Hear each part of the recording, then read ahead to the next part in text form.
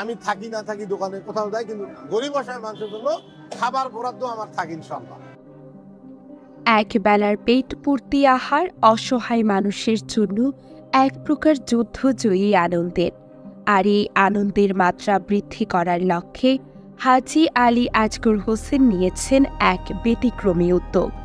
প্রায় ২১ বছর ধরে Haji Nazipur hotel and biryani house নামে গরিবের এক হোটেলে একবেলা পেট পূর্তি আহার গ্রহণ করেন অসহায় মানুষেরা।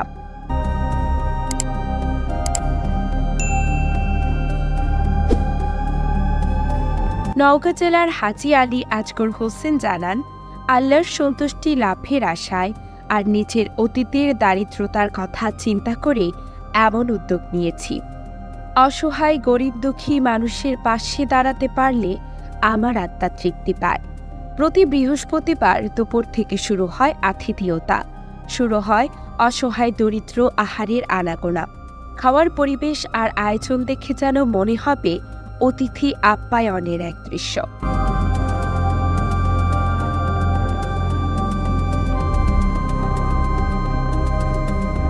দিনমজুর অসহায় হতদরিদ্র মানুষ যাদের জন্য ৩ বেলা খাবার খাওয়া হিমশিম হয়ে যায়, তাদের জন্য এই মহা আয়োজন দেখে যেন আনন্দে বিমোহিত।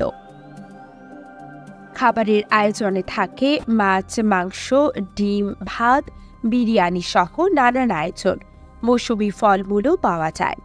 এত কিছু বিনামূল্যে বিতরণ করা যেন সাধারণ কথা নয়। আলী আজগর হোসেন বলেন, দারিদ্রতার কারণে নানা লাঞ্ছনা বঞ্চনার শিকার হতে হয়েছে।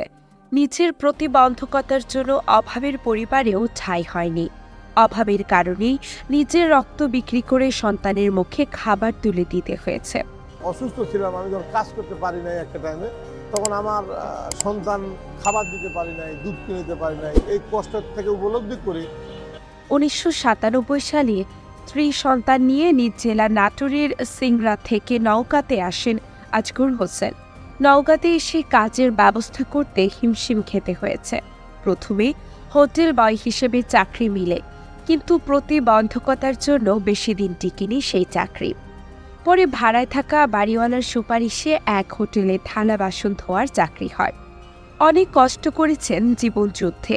তখনই ভাবতেন আর আল্লাহর কাছে দোয়া করতেন যেন একসময় আল্লাহ তাআলা তাকে গরিব অসহায় মানুষের পাশে দাঁড়ানোর জন্য উপযোগী করে দেন।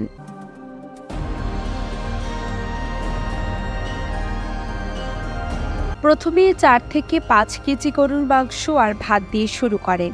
সৎ চেষ্টা আর পরিশ্রমের বিনিময়ে বর্তমানে প্রায় ৩৫ জন শ্রমিক কাজ করেন তার হোটেলে। বর্তমানেও তিনি অটল রয়েছেন তার প্রতিশ্রুতিতে। নিজে ভালো খাবার না খেয়ে মানুষের কথা চিন্তা করা আলী আজগর হোসেন তার ২ মেয়ে আর ১ ছেলেকে পড়াশোনা করাচ্ছেন। একদিন নিজের পায়ে দাঁড়ালে অসহায় মানুষের পাশে দাঁড়াতে হবে, এই শিক্ষাই দেন সন্তানদের। কথায় আছে, মানুষ মানুষের জন্য। আলী আজগর হোসেন তার কাজের মাধ্যমে দেখিয়ে দিয়েছেন। আসুন আমরা প্রতিজ্ঞাবদ্ধ হই। হয়তো আলী আজগর হোসেনের মতো এত বড় দৃষ্টান্ত স্থাপন করতে পারব না, তবে আশেপাশে থাকা অসহায় মানুষের পাশে দাঁড়ানোর চেষ্টা করতে পারি। এতে মহান আল্লাহ তাআলার সন্তুষ্টি লাভের পাশাপাশি মানসিক শান্তিও পাওয়া যায়। চলুন আজকে শুরু করি একটি করে ভালো কাজ।